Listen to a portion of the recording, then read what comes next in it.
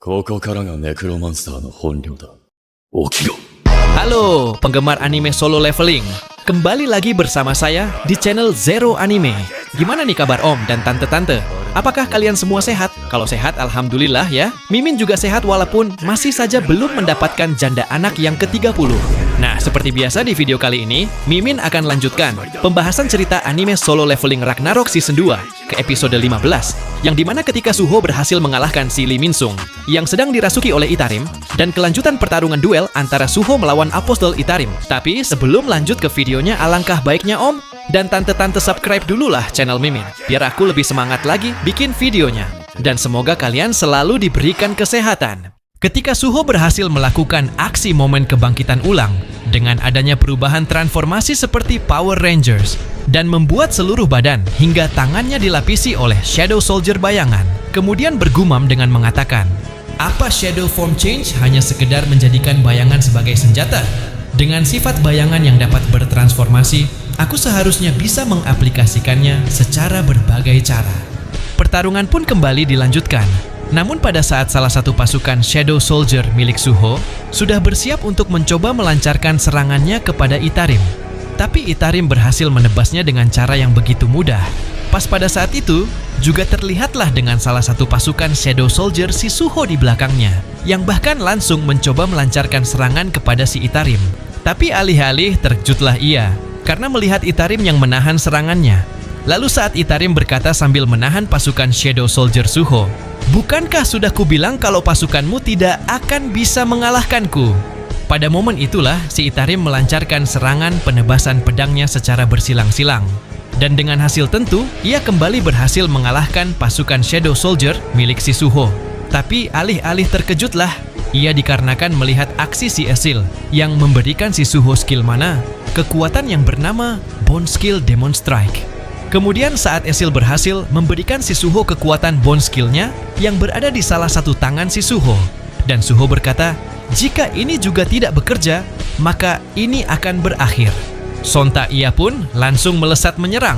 Tapi pada saat ia sudah berada di depan si Itarim, yang bahkan sudah siap untuk melancarkan serangan, dan Itarim yang tampaknya begitu kaget sambil berkata, "Mana itu memang terlihat berbahaya. Tapi aku tidak akan pernah terkena serangan yang sejelas itu." Ternyata, pas pada momen itulah ia kembali mengayunkan senjata pedangnya ke arah Suho secara bersilang dan berbalik arah yang bahkan membuat Suho ia berhasil lukai. Lalu ketika ia kembali berkata, "Meski begini, kau seharusnya masih bisa menggunakan otoritasmu."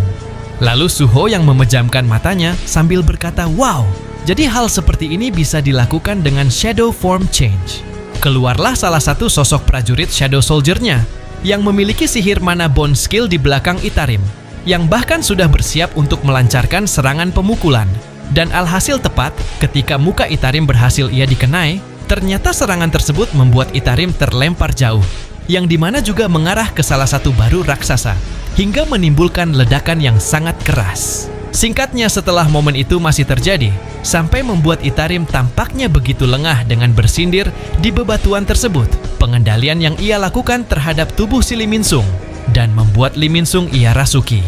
Sontak pada momen itulah, Itarim berkata kepada Lee Min-sung, "Memindahkan skillmu pada saat satu pasukan, penggunaan otoritas yang tidak pernah kulihat dari Darkness." Dan menyadari bahwa sekarang Lee Min-sung tak bisa bicara karena rahangnya yang sudah patah, namun tubuhnya masih bergerak sambil berpikir bahwa dirinya kemungkinan masih bisa bertarung menggunakan tubuh Lee Min-sung jika ia mengisi mananya. Pas pada saat itulah, kini si Lee Min-sung telah sadar dari dampak dominasi si Itarim, kemudian langsung bergumam di dalam benaknya, "Apa-apaan ini? Apa bocah itu membuatku seperti ini? Siapa kira bocah itu bisa melakukan ini?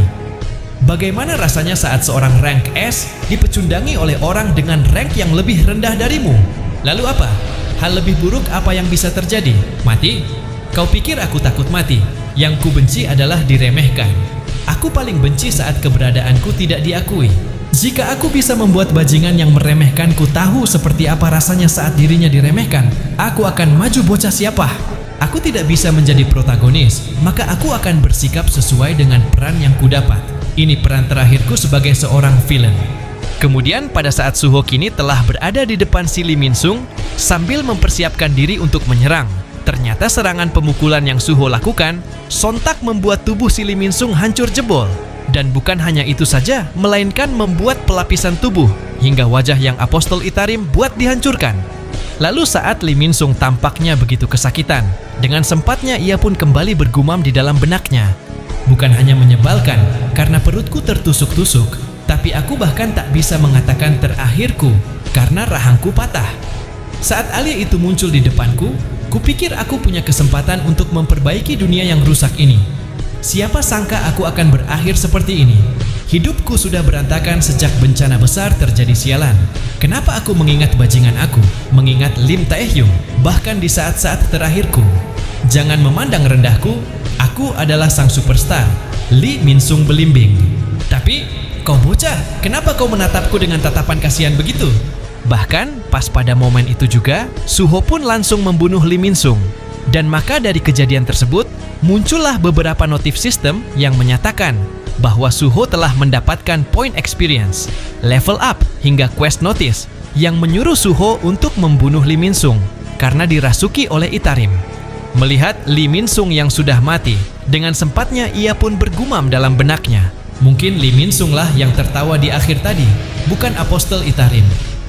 Meski aku tidak bicara banyak dengannya, dia tampaknya seseorang yang teguh pada keinginannya. Bahkan berkat kematian, si Lee Min Sung sontak membuat ia bisa mengingat tentang kedua orang tuanya. Dan maka dari itulah ia memberitahukan rekannya. Pada saat ia telah menjadi player sekarang, ia memiliki hidup tujuan untuk mencari ibu bersama ayahnya. Kemudian kembali bergumam di dalam benaknya. Jika aku melihat ke belakang, aku kehilangan tujuan hidupku sendiri. Itu pasti alasan kenapa Lee Min Sung memanggilku seorang karakter ambigu tanpa ego. Lalu tiba-tiba aku teringat kembali ketika aku bertarung melawan ayahku di akhir tutorial. Aku sangat kagum padanya. Dan di saat yang sama, karena aku sangat ingin mengalahkannya. Kekalahan itu membuatku semakin frustasi karena ayahku terasa sangat tak tergapai dan luar biasa. Aku merasa aku harus melakukan ini sesuatu yang bahkan tak pernah aku pikirkan. Lagi pula, memang bagus untuk punya ambisi. Hingga pada saat itulah, ia juga menyatakan, jika aku akan lebih kuat, aku ingin menjadi yang terkuat. Lebih kuat dari Apostol Itarim dan para monark, bahkan cukup kuat untuk melebihi ayahku. Alasan ego yang telah aku putuskan. Kemudian saat Beru mengomentari perkataannya, dengan mengatakan tentu saja, aku yakin itu akan mustahil, tapi aku akan menyemangatimu, yang monark.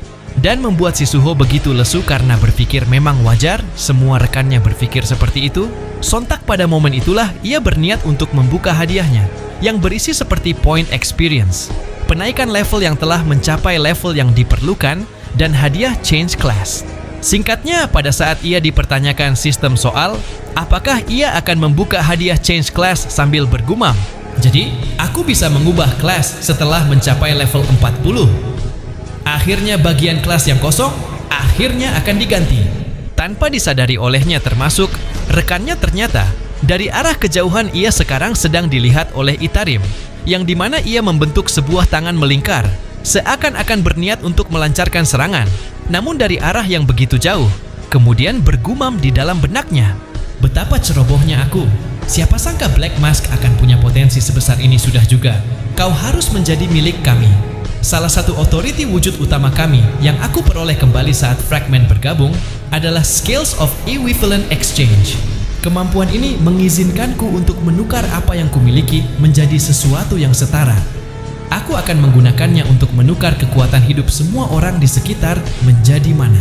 Setelah mengatakan itu sambil memancarkan aura kekuatannya yang sangat besar, ternyata pada momen itulah ia langsung menodongkan tangannya ke depan dengan adanya sebuah kemunculan item stimulan.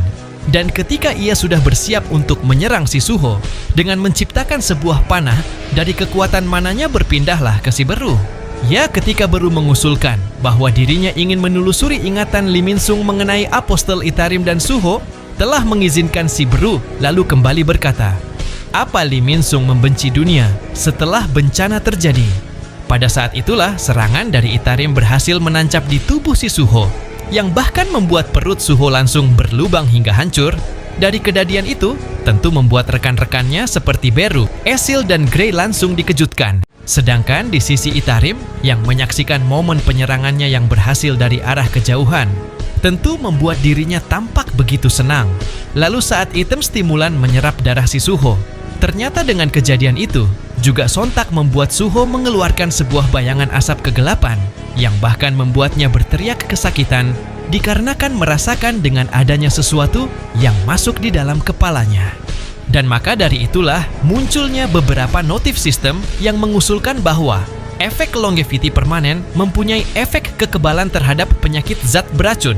Namun pada saat efek tersebut sedang menganalisasi status dalam waktu 3-1 detik, ia pun kembali diberitahukan sistem bahwa longevity telah memastikan ternyata efek tersebut memiliki efek, yaitu seperti infeksi mistburn.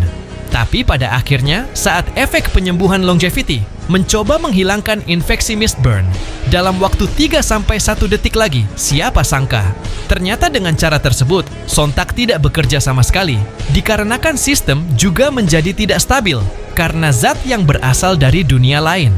Itarim yang menyaksikan momen-momen itu sambil berkata dengan ini, "Authority dari Darkness sudah dalam genggaman kami."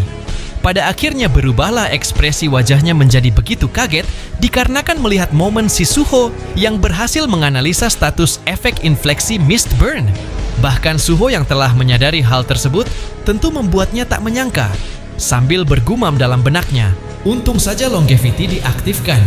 Namun pada saat ia mencoba menerima notice quest yang berisi mengenai change class, muncullah sebuah gate besar di hadapannya. Bahkan pada saat itu juga, rekannya pun diberitahukan sistem bahwa yang boleh memasuki gate hanyalah player. Dan untuk memastikan kelancaran perkembangan player, ternyata rekannya pun akan dipindahkan ke Shadow Dungeon. Singkat cerita, ketika Itarim melihat kekuatan mana yang sangat besar sampai menimbulkan tekanan angin yang begitu kuat dari keberadaan arah si Suho, beralihlah ke sisi kegelapan, yang dimana ketika Suho berkata, "Gelap sekali, aku tak bisa melihat apa-apa. Apa aku sudah mati? Sakit. Aku masih bisa merasakan pipiku. Mengingat sekarang perutku tidak sakit lagi. Sepertinya aku belum mati."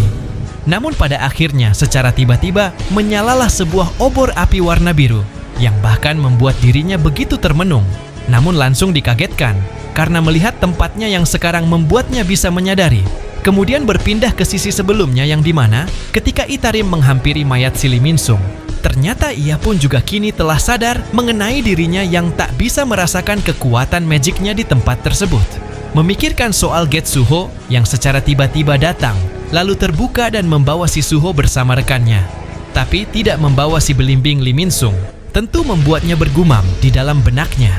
Itu artinya gate ini hanya digunakan untuk mengangkut rekan-rekannya, Shadow dan si topeng hitam biru.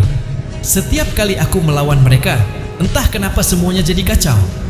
Menarik juga, Shin kembali berpindah ke sisi Suho, yang dimana ketika mencoba melakukan atraksi sambil menyadari mengenai lubang luka di perutnya sudah pulih, dan tubuhnya juga mulai terasa nyaman. Tapi masalah yang ia pikirkan, datanglah notif sistem pemberitahuan yang mengusulkan bahwa kelas Advancement Quest tidak boleh membolehkan descendant dari monarch lain untuk ikut serta Shadow Dungeon Key yang tak dapat digunakan. Setelah ia menyadari hal tersebut, sambil berkata, "Aku tidak bisa menggunakan Bone Skill dan Shadow Dungeon Key, dan tempat ini adalah dungeon tutorial waktu itu." Ia pun langsung bergumam sambil mengingat yang dimana pertama kali ia berlatih di tempat tersebut. "Dungeon yang diciptakan ayah untukku. Diriku yang berlatih di sini memang sudah hilang, tapi bekasnya masih tersisa." Bahkan, ia juga sempat kembali menyadari mengenai tidak adanya prajurit-prajurit kesatria Knight yang akan ia kalahkan, dan juga tak ada senjata yang bisa ia pakai. Kenapa Vulcanella Horn-nya harus rusak sekarang? Aku tidak tahu kenapa, tapi detail quest-nya pun tidak muncul. Kalau aku harus naik tower lagi, apa aku harus menyelesaikan ini tanpa senjata dan bone skill? Tapi kenapa tempat ini aneh sekali? Tempat ini pernah kulihat, tapi di saat bersamaan berbeda dari ingatanku, dan ada bagian di mana distorsi terus terjadi. Namun, pada akhirnya tiba-tiba dirinya tampak begitu dikejutkan dikarenakan melihat sebuah lorongan yang mempunyai pintu dan singkatnya. Pada saat ia sudah berada di depan pintu tersebut, sambil berkata, "Ada jalan lain. Jadi kenapa ruang bosnya ada di tempat aneh begini?"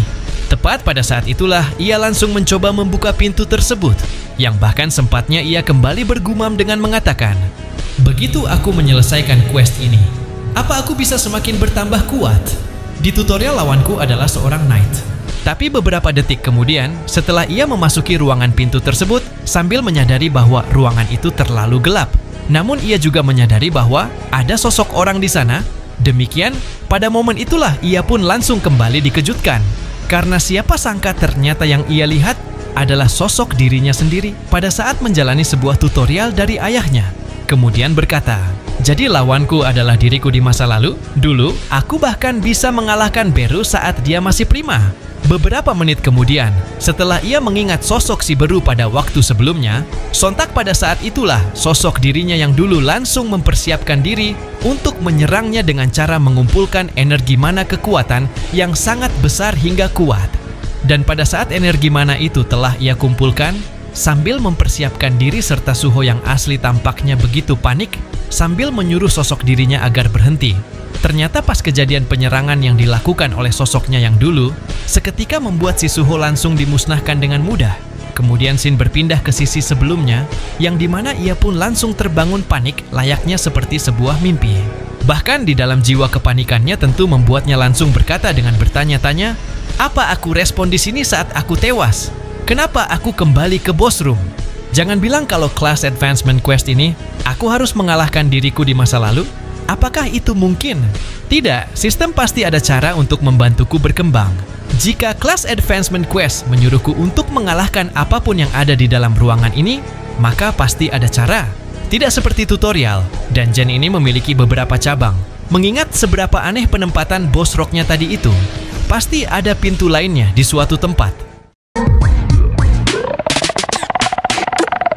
Nah, jadi inilah keseluruhan cerita dari video anime Solo Leveling Ragnarok Season 2 episode ke-15 kali ini. Untuk episode selanjutnya, Mimin akan upload secepatnya ya. Dan terima kasih buat kalian yang sudah menonton video ini sampai selesai. Dan jangan lupa untuk mengklik tombol subscribe, like, dan komen sebagai support atau dukungan untuk saya di channel ini.